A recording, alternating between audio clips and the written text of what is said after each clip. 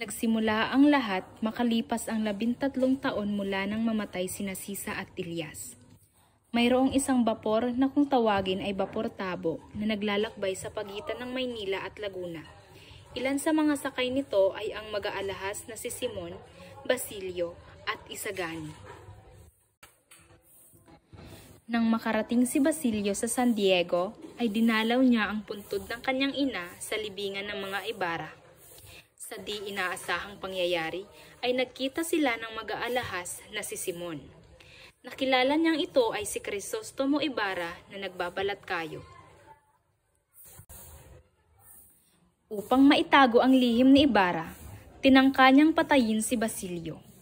Ngunit, hindi ito natuloy kaya hinimok na lamang ni Simon si Basilio na makiisa sa kanyang layuning maghiganti sa pamahalaang Kastila. Tinanggihan ito ng binata dahil nais niyang makapagtapos ng kanyang pag-aaral.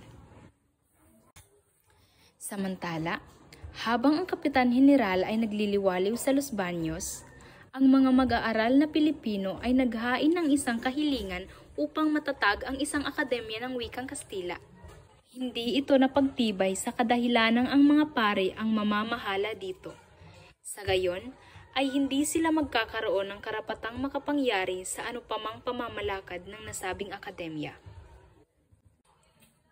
Muling nagkita si Simon at Basilio at muli niyang hinimok ang binata na umanib sa binabalak niyang paghihimagsik at manggulo sa isang pulutong na sapiltang magbubukas sa kumbento ng Santa Clara upang agawin si Maria Clara.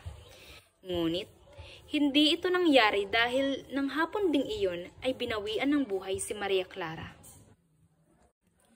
Sa kabilang dako, ang mga mag-aaral naman ay nagdaos ng isang salo-salo sa Pansiteria Macanesta de Buen Gusto. Ito ay sa kadahilan ng masama ang kanilang loob dahil sa kabiguang maipatayo ang Akademya ng Wikang Kastila. Sila ay nagkaroon ng talumpati sa loob ng Pansiteria kung saan tahasang tinuligsa ng mga mag-aaral ang mga pari. Nalaman naman ito ng mga praile. Kinabukasan, sa pinto ng mga unibersidad ay natagpuan ang mga paskin na naglalaman ng mga pantuligsa at paghihimagsik. Ibinintang ito sa mga kasapi ng kapisanan ng mga mag-aaral. Dahil dito, ay ipinadakip ang mga mag-aaral at nadamay sa pagdakip si Basilio. Labis itong ipinagdamdam ng kanyang kasintahan na si Huli.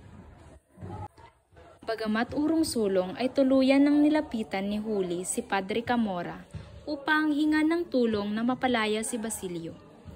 Pinilit din siya ni Hermana Bali dahil ang akala nito'y ang pari lamang ang nag-iisang maaaring lapitan para sa kalayaan ni Basilio. Naisagawa ni Padre Camora ang pangahalay kay Huli.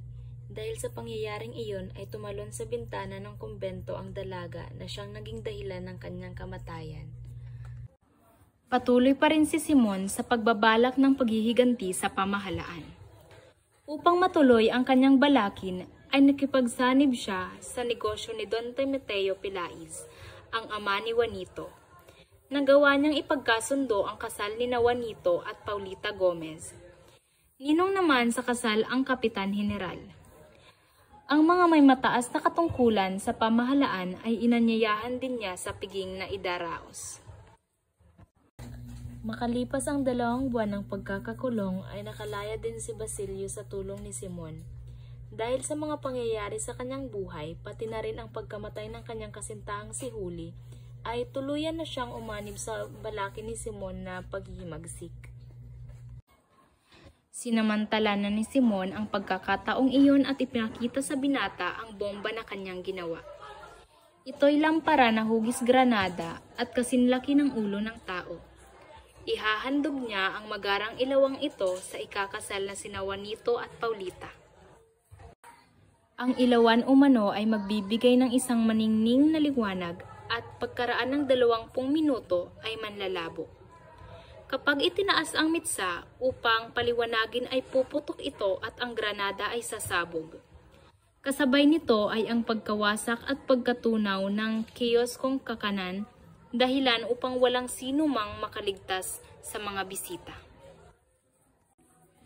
Kapag narinig naman ang malakas na pagsabog ng dinamita sa lampara, ay magsisilbi itong hudyat para simulan ang paghihimagsik na pangungunahan ni Simon.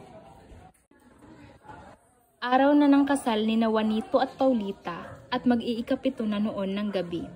Palakad-lakad si Basilio sa tapat ng bahay na pagdarausan ng piging. Nanaog na rin si Simon upang lisanin ang bahay dahil sa nalalapit na pagsabog. Aalis na sana si Basilio, ngunit natanawan niya si Isagani, dating kasintahan ni Paulita. Pansamantalang nalimot ni Basilio ang kanyang kabiguan sa buhay, kaya ipinagtapat nito kay Isagani ang magaganap na pagsabog. Binalaan niya si Isagani na kung maaari ay umalis na din upang hindi na madamay pa. Sakto naman at nanlalamlam na noon ang lampara, kaya iniutos ng Kapitan General kay Padre Irene na pakitaasan ang metsa ng ilawan.